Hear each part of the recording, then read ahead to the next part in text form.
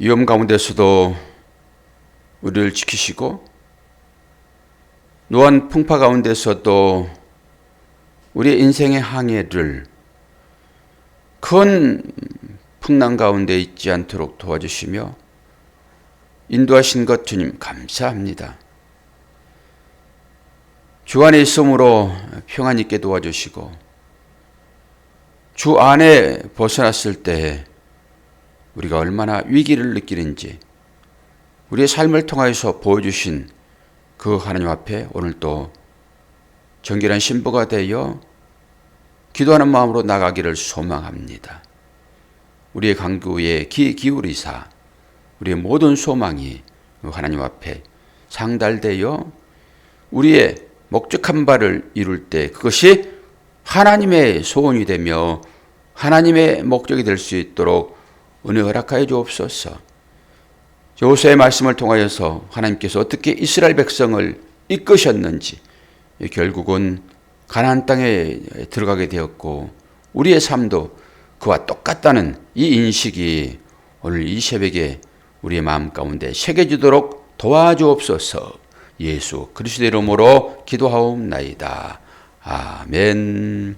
여호수아 5장 됩니다.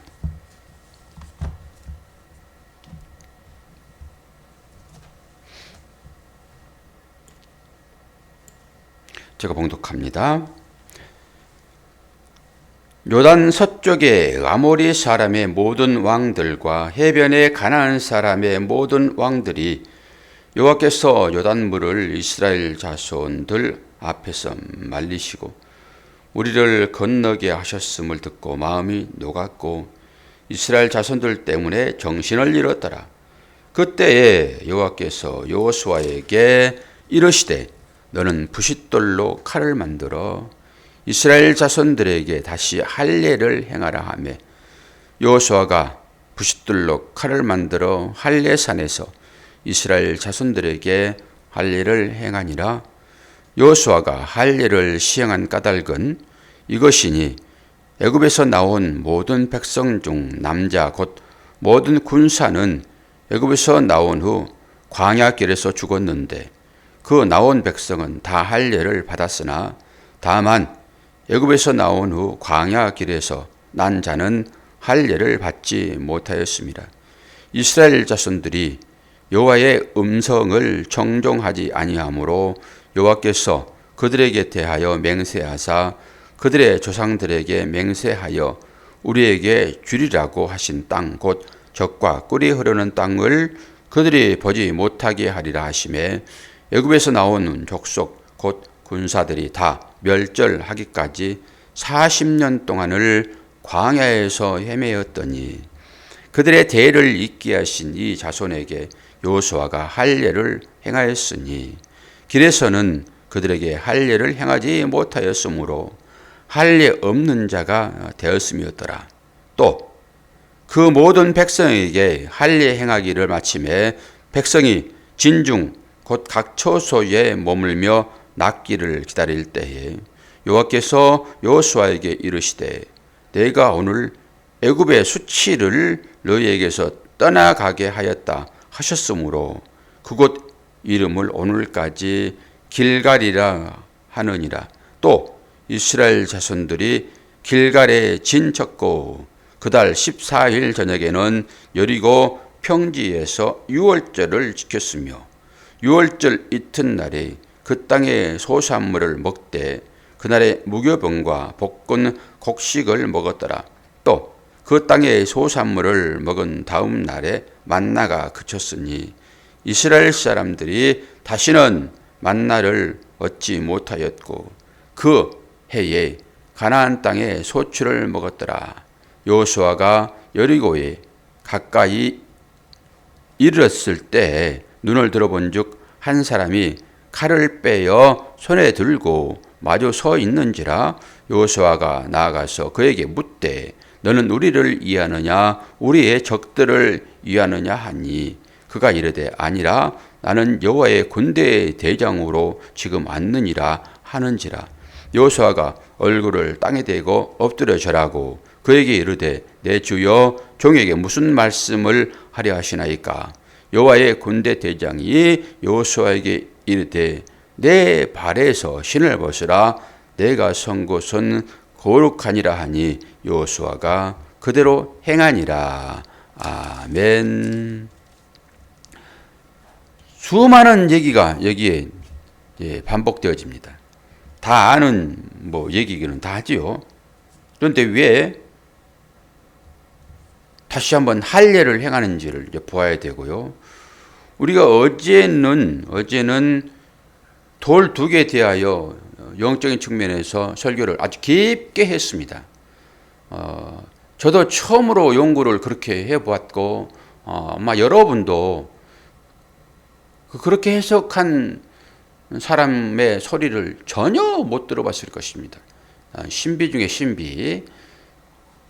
어떤 내용이었죠? 잠깐만 리뷰를 해보면은 돌을 취하여 세우는데 돌은 요단강 깊이 최고 깊은 곳, 그곳에 법궤가 있었고 그 법궤가 선 곳, 그곳에서 돌을 취하는데 한 개는 거기에 세우고 한 개는 길갈에 세웠습니다. 길갈. 그리고 그것이 된 의미를 제가 잘 풀어서 해석을 했으니까 그렇게 다시 한번 들어보시게 되면 이해가 될 것이고요. 그리고 오늘은 이제 그 요단을 건너가지고 그 길갈, 거기에서 이제 할례를 합니다. 할례. 길갈의 의미는 바퀴, 수레바퀴 이런 의미가 있어요. 그리고 굴러간다. 수레바퀴는 구르잖아요. 그러니까 그런 의미를 가지고 있는 거죠. 굴러갔다 이런 것이죠. 근데 왜 여기에 그 비석을 세웠고 왜 여기에서 지금 할례를 행하는지를 보면은 애굽에서 나온 거잖아요. 애굽. 애굽의 삶이라고 하는 것은 바로의 종살이죠. 그건 수치입니다. 거기에서 나왔고 길갈에서 할례를 행하고 비석을 세우는 것은 이 애굽의 수치가 이제는 지나갔다, 이제 굴러갔다, 그런 의미가 있어요. 길갈이라고 하는 것은 우리의 삶의 여정 점 하나하나가 다 의미가 있죠. 그리고 오늘은 여기에서 이제 하나님께서 영적인 양식을 만나러 주셨는데 이제 그것은 그치고 이제 천국에 당도한 거잖아요. 그러니까 여기에서는 새로운 곡식이 주어지는 것입니다. 그리고 만나가 그칩니다. 그리고 가는 길에 앞을 막는 군대 장관이, 천사장이 칼을 들고 서 있는데 거기서 이제 여호수아를 죽이려고 하는, 그러나 여호수아를 돕는 하나님의 역사가 거기에 나타나고 있습니다. 오늘 전부 이거지요, 내용이. 그럼 이제 이 내용을 가지고 다시 한번 살펴봐야 되겠죠. 할례가 뭔가. 그리고 이것이 홍해 사건과 요단강의 사건을 다시 얘기를 하는 것이니까 홍해는 제1세대가 건넜잖아요. 그리고 홍해 건너는 것을 세례라고 얘기를 한 거니까 그것은 곧 할례 의미를 가지고 있죠. 옛사람은 다 죽고 새롭게 태어나는 것이 세례 아닙니까? 그것은 1세대가 겪은 것이고 제2세대는 그걸 겪지 않았으므로 다시 한번 그 일들을 회상하는 거예요. 지금 요단강을 건너는 제2세대 40년 동안 광야에서 헤매는 것은 뭐 때문이었죠? 1세대가 다 죽기까지 기다린 거예요. 그리고 1세대가 다 죽어버리고 다시 제2세대가 요단을 건너면서 그 행위를 다시 하는 것입니다. 그리고 그것을 후대에게 전하기 위하여 도를 세운 거잖아요. 누가 묻거든 이런 얘기잖아요. 물으려고 그러면은 뭔가가 있어야 되니까 사건이 우리한테 있는 것이고요. 그리고 그것을 분명하게 해석을 이제 해야 되는 것이고요. 그러기 위하여 이 내용이 있는 것입니다.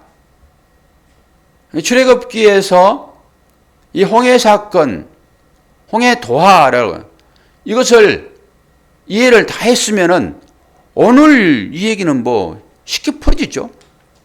우리의 인생에 있어서 하나만 제대로 해석을 해가지고 그 해석을 믿음으로 세웠으면은 나머지 우리의 인생은 다 해석이 되어집니다. 어제도 제가 설교를 다시 한번 들어보는데 그 신명기 8장의 얘기를 신명기 8장 1절 3절이 그거잖아요. 너를 줄이게 하시고 너를 낮추게 하시며 너희 조상도 알지 못하는 만나를 내게 준 것은 이것이 신명기 8장이거든요. 제가 늘 외우는 말씀인데 말할 때는 신명기 1장이라고 얘기를 하고 있더라고요. 그러니까 그것은 이제 세게 들으면 되는데 아이 저 목사가 신명기 8장을 1장이라고 그러는구나. 가끔 이름도 제가 틀리잖아요. 성경에 나오는 인물도. 그러니까 전체적인 맥락을 가지고 그 설교를 들으셔야지. 그런데 못된 사람들은 꼭 틀린 부분만 딱 따가지고 편집을 해요. 그래야 공격을 합니다. 이게 이 땅 사람들의 정치하는 사람들의 논리예요. 전체적인 그 얘기를 들어보면은 누구나 다 알 수 있는 내용이잖아요.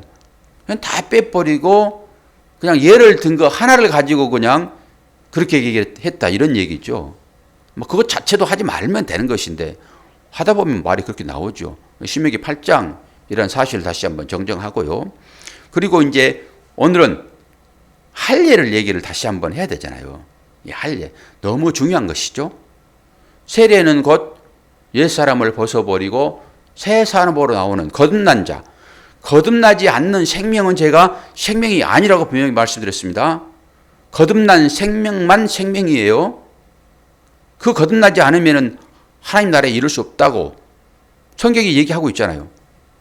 니고데모가 그런 거잖아요. 성경 박사 아닙니까? 성경 학자, 율법 학자. 그런데 밤에 찾아와 가지고 얘기를 하잖아요. 그래서 주께서 말씀하십니다. 거듭나지 아니하면은 하나님의 나라에 이룰 수 없다. 그러니까 이 율법을 가지고 있는 사람은 육신으로만 보는 사람은 어떻게 이렇게 큰 사람이 어머니의 모태에 들어갔다가 다시 나올 수 있어요? 전부 물질로 보는 거예요. 하나님은 주님은 영으로 얘기를 하시는데 받는 사람이 물질로 받아버리는 거예요. 그게 보이는 것으로. 그러니까 얘기가 안 통하는 것이죠. 주님은 모든 보이는 것을 보이지 않는 것을 얘기하기 위하여 그걸 줬다. 이 인식, 권사님 이 인식이 들어옵니까? 잘 들어오셔야 돼요. 정신을 집중하셔야 되고요. 정신을 또 하사불성. 제가 표정만 보면 다 안다니까요. 말씀을 따라오고 있는지 꿈속에서 헤매는가 헤매고 있는지 다 알아요. 단계를 넘으셔야 돼요. 계속 반복 훈련하면 된단 말이에요. 그게. 요즘 제 아내를 제가 운전 연수를 합니다. 남편이 아내 운전 연수하는 것은요 기적이에요. 못합니다 그거. 근데 이제 곧장 잘해요. 그럼 뭐죠? 안전하게 자연스럽게 뭔가 되려고 그러면은 수없이 반복해야 돼. 그게 몸에 체득이 되면은 위기 상황에서 엑셀을 밟지 않고 브레이크를 밟는단 말이에요. 자동차와 내 몸이 하나가 되면은 자연스러워지는 거죠. 운전이. 그걸 계속 반복하는 거란 말이에요. 그러니까 제가 원사님한테 말씀드리는 것은 이거 계속 반복하는 거예요. 반복하면 체득이 돼가지고 착착착착 달라붙어야지 이제. 예? 운전 가르치시면서 안 싸우시나? 제가 혼내기는 하죠. 혼내기는 하는데 저는 갑이고 우리 성질 내면 그만하겠다라고 하는 것이니까 못하는 거죠. 꼭 참고 하겠죠. 꼭 참고. 그리고 제가 목사인데 막 하겠습니까? 잘하지. 계속 칭찬하면서 하지. 자, 오늘은 이 할례에 대한 얘기를 이제 하고 넘어갈 것인데요. 할례를 어디서 했는가 보면은 출애굽기 4장을 찾으세요. 성경을. 여기 이제 모세가 할례하는 장면이 나옵니다. 출애굽을 준비하는 거죠. 출애굽기 4장 23절에서 26절까지를 봅니다. 출애굽기 4장. 계속 반복된다라고 보면 돼요. 반복된다 말씀은. 여러분 인생도 계속 반복되는 거예요. 고난도 똑같은 고난이 오는 것이 아니라 비슷하게 오는 것이니까 반복되는 거죠. 출애굽기 4장 23절부터 26절까지 내가 내게 이르기를 내 아들을 보내주어 나를 섬기게 하라 하여도 내가 보내주기를 거절하니 내가 내 아들 내 장자를 주기를 하셨다 하라 하시는지라. 이거 지금 모세가 지금 애굽에 들어가가지고 바로에게 하는 그 얘기겠죠. 24절 모세가 길을 가다가 숙소에 있을 때에 여호와께서 그를 만나사 그를 죽이려 하신지라. 십보라가 돌칼을 가져다가 그의 아들의 포피를 빼어 그의 발에 갖다 대며 이르되 당신은 참으로 내게 피남편이로다 하니 여호와께서 그를 놓아주시니라. 그때 십보라가 피남편이라 하면 할례 때문이었더라. 여기 할례가 이제 처음 등장하잖아요. 그렇게 이스라엘 백성이 애굽에서 나오려고 하면은 이 할례 사건을 꼭 겪어야 되는 거예요. 그래서 오늘 여호수아가 할례를 하는 거란 말이에요. 그러면서 이 부분이 되게 어려운 부분이에요. 십보라는 모세의 남편입니다. 이드로의 딸. 그런데 그 가족을 다 데리고 지금 애굽에 있는 자기 백성들을 구출하게 하여 하나님께서 모세를 보내는 거잖아요. 그러면서 하는 얘기가 내 백성을 보내지 않으면은 네 장자를 죽이겠다. 이것이 모세의 입에 준 하나님의 말씀이세요. 우리는 이렇게만 들어도 그 역사를 다 하니까 장자가 다 죽잖아요. 안 버리려고 그러니까. 출애굽기 마지막 장에서 다 죽잖아요. 10가지 재앙 다 떠오르시죠?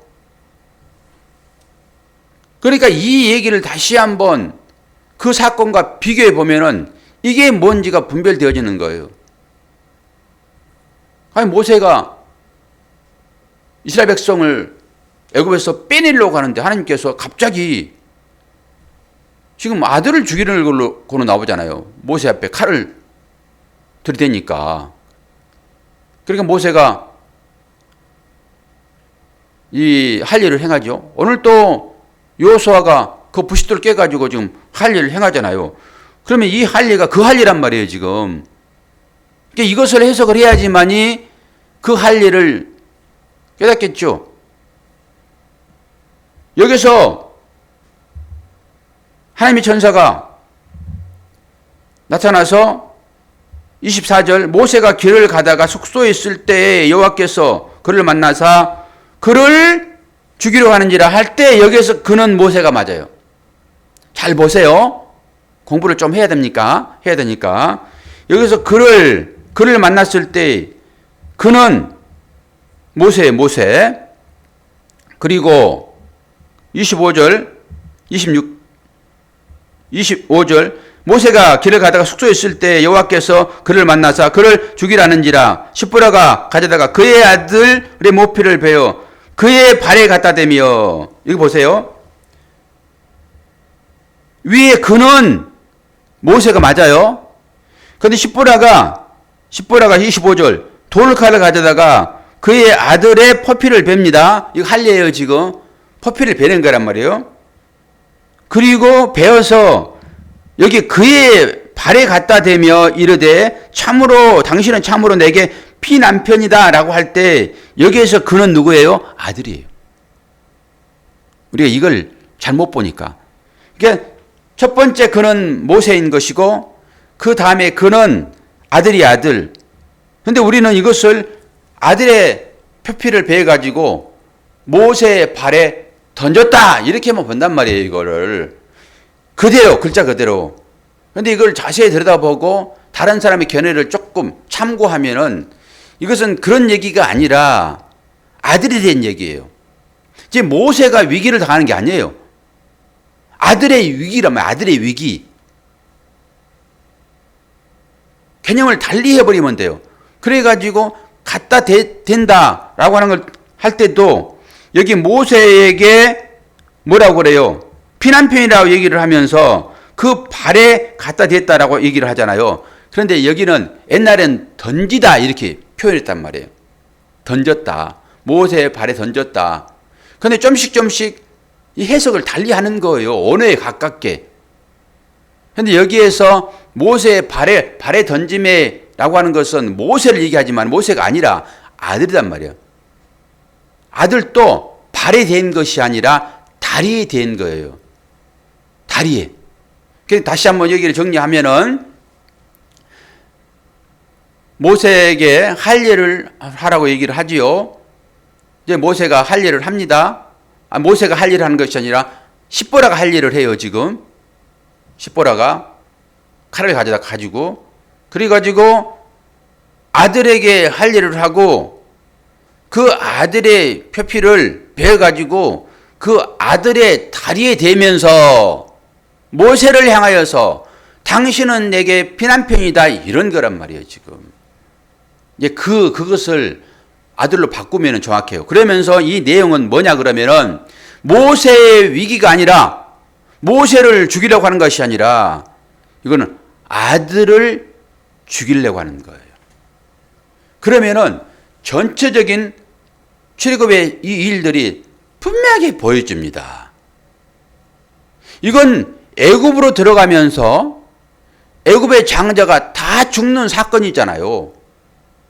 그리고 이스라엘 장자도 다 죽어야 되는데 애매한 양의 피가 문설주에 발라짐으로 죽음의 사자가 이스라엘 백성 피 발린 곳에는 안 들어가잖아요. 그건 뭐예요?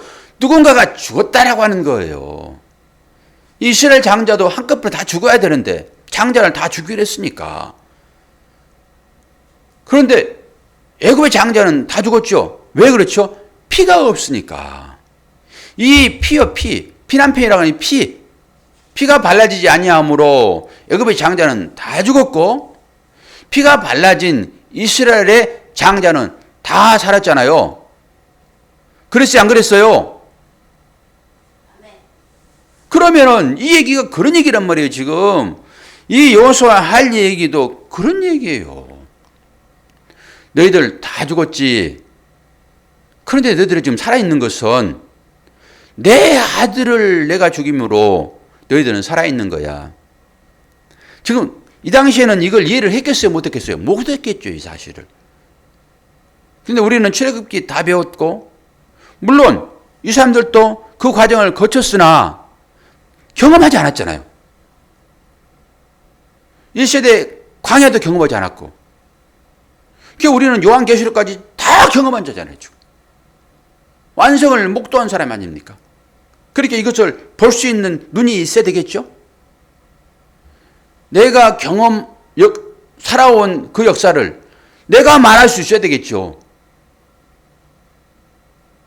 우리는 이것을 영망적 관점의 예언이라고 합니다. 예언이라고 하는 것은 앞으로 다가올 것만 생각하잖아요. 근데 앞으로 다가올 것은 앞에 뭐가 있는지는 모르잖아요. 그러면 이거를 알려고 그러면은 지난 것을 보면 되는 거예요. 그러면 그 가운데서 우리가 얼마나 우리의 삶에 나타나는 여러 가지 정황들, 좋은 것은 다 복이죠. 그렇죠? 좋은 것이 복이 아닌 것이 어디 있겠습니까? 좋은 것은 다 좋은 것인데. 그런데 우리가 어려움에 처한 그 길까지도 우리는 다 해석을 하죠. 그때 그래서 하나님께서 나에게 그 어려움을 주었구나. 그 일을 통해 가지고 내가 이 그리스도를 만났으니 믿음의 경지에 들어섰으니 그러면 그것이 결코 나쁜 것이냐고요. 이런 관점이란 말이에요. 다 하나님의 은혜였구나. 우리의 인생을 살펴보면서 여러분 이 은혜를 경험하지 못하면은 은혜를 말할 수 없으면은 우리한테 구원이 있겠냐고요. 전부 내 자랑이 나오는 것이죠. 그래서 행위 율법이라고 하는 것을 다 폐기해버린 것입니다. 행위하지 못하도록 사람과 견주어서 야, 나는 너보다 좀 낫지 않니? 난 너보다 하나님께 더 많은 봉사를 했고 더 열심히 충성을 했는데 하나님께서 너와 나하고를 똑같이 대해 주겠어? 아니잖아요. 그래서 새벽에 일찍 나가서 일하는 자나 1시간만 일하는 자나 다 똑같이 주인이 품삯을 지급하는 거잖아요. 그런데 일찍 온 사람들은 벌병 본만하죠. 나는 8시간을 일했는데 어떻게 한 사람 일한 것하고 똑같이 취급을 하십니까? 처음에는 얼마나 즐거웠는데 감지덕지죠. 불러줬으니까. 단서가 비교해가지고 아니 왜 그러세요? 일하고 불평하는 것이 사람들이란 말이에요. 그러지 말라라고 하는 게 성경은 절대 비교해서는 안 된다. 하나님은 1대1로 대한다. 누구든지 간에 최선의 것으로 대한다. A라는 사람도 마찬가지, B라는 사람 마찬가지, C라는 사람 마찬가지고 다 각자 거기에 맞춰서 하나님 대하시는데 우리는 자꾸 비교하잖아요. 왜 나한테는 이렇게 대하시고 너한테는 그렇게 대하시지? 나는 축복하시고 저 사람은 어려움을 처해있으니까 나만 뒤돌아서 웃고 있어. 안 된다라고 하는 거예요. 하나님은 공평하신 하나님. 오늘도 하나님은 그 하나님의 은혜로 우리를 만나주세요. 우리는 전체 성경을 다 가지고 해석을 하면서 얘기를 하잖아요. 그리고 은혜를 얘기하잖아요. 하나님의 은혜입니다. 이 모든 것이 다 하나님의 은혜입니다. 이 은혜를 깨닫도록 이 모든 성경이 우리한테 주어져 있고 이 성경이 곧 우리의 삶입니다. 사도행전 28장이 끝인데 29장이 씌워지겠단 말이에요. 우리 삶 가운데서 지금. 이스라엘에도 얼마나 많은 사건 사고가 있었습니까? 얼마나 많은 일들이 있었냐고요. 돌아보면은 우리에게도 똑같이 반복되어진다. 이렇게 인식을 하시고 그 가운데서도 하나님은 이스라엘 백성들을 홍해를 건너게 하시고 요단을 건너게 하시고 그 역사를 알도록 길갈의 도를 세우시며 누가 묻거든 하나님께서 이스라엘 백성을 이렇게 인도하였다. 은혜롭게 우리를 지켜주셨다. 이걸 설명하도록 길갈의 길을 세우는 거라고요. 여러분이 길갈에 세워진 돌입니다. 누구든지 물을 거예요. 여러분들에게. 당신이 인생을 살았는데 당신이 섬기는 그분은 누구십니까? 물어볼 수 있도록 삶을 사셔야죠. 분명하게 물어볼 때는 어려움에 처한 자들일 것입니다.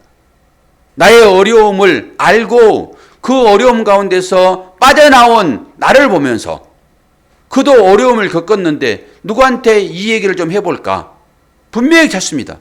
저도 마찬가지고요. 저도 골치가 아파가지고 이 일을 어떻게 해석하는 것이 바람직한지 일 속에 빠져들어가면 답을 찾지 못합니다. 그럼 내가 누구하고 상담을 해보지? 그리고 나름대로 나의 이 문제를 지금 이제 끝났으니까 제 안에는 문제가 계속되고 있죠. 그러니까 문제라는 거 생각 때문에 3개, 4개 겹쳐 있어요. 그걸 다 해결해야 되는 거예요. 본인이 해결해야 돼요. 그런데 누구한테 상담을 하지? 나의 문제를? 없더라고요. 한 사람 생각났긴 했지만은 그도 어차피 사람인 거예요. 이게 인생입니다. 누군가는 물어볼 거란 말이야. 생각나는 것. 한 사람. 다른 사람이 힘들고 어려웠을 때 그 어려움을 이겨내려고 하면은 누군가 그 어려움을 이겨냈던 사람을 만날 거 아닙니까? 그게 길갈의 돌입니다, 여러분. 그러려고 그러면 많은 경험이 있어야 되겠죠. 조언을 해 주려고 그러면. 그래서 하나님께서 미리 그 일들을 겪도록 하시는 거예요. 그리고 또 다른 사람들이 어려움에 처했었을 때 여러분이 스승이 되어서 선생이 되어서 나는 믿음으로 이것을 해결했습니다. 이 얘기를 해 주도록. 그래서 그 가운데 하나님 은혜가 있었습니다. 라고 말하도록 그 길갈의 도를 세우는 거란 말이에요. 괜히 세우는 것이 아니라. 누가 묻거든 이런 것이죠. 할례도 마찬가지입니다. 이 할례는 곧 뭐라고요? 나를 죽이고 새롭게 거듭난 생명으로 살아가도록 하시는 하나님의 은혜였더라. 돌칼로 베어내는 아픔이 우리 삶 가운데 분명히 있습니다. 그것이 고난인 것이고요. 여러분 잘 견뎌내십시오. 가서 오늘 또 이제 새로운 곡식을 손수 추수하여 먹게 되는 일이 오늘 있었잖아요. 그 얘기는 깊이 다루지 않았지만은 오늘 할 일을 중심으로 다뤘으므로 이 역사 가운데 우리 인생이 펼쳐져 있다라고 하는 것을 생각하시며 잘 견뎌내시기를 바랍니다. 기도하겠습니다. 아버지 하나님, 아버지의 사랑과 은혜를 감사합니다. 늘 어른 예와 같은 심정으로 하나님을 찾지 말게 도와주시고 이제는 성숙한 스스로 걸을 수 있고 스스로 뛸 수 있는 이런 상태로 우리를 성장시키시는 그 하나님의 은혜 가운데 있음을 보게 도와주시고 오늘 또 할례의 의미를 묵상하고 그 가운데서 우리를 행하시는 하나님의 사랑과 그 크신 은혜를 믿음으로 고백하도록 도와주옵소서. 또 사모에게 일어나는 이 일들이 속히 해결될 수 있도록 도와주시고 이 과정을 통하여서 다시 한번 믿음의 집을 건축할 수 있도록 도와주옵소서. 예수 그리스도의 이름으로 기도하옵나이다. 아멘.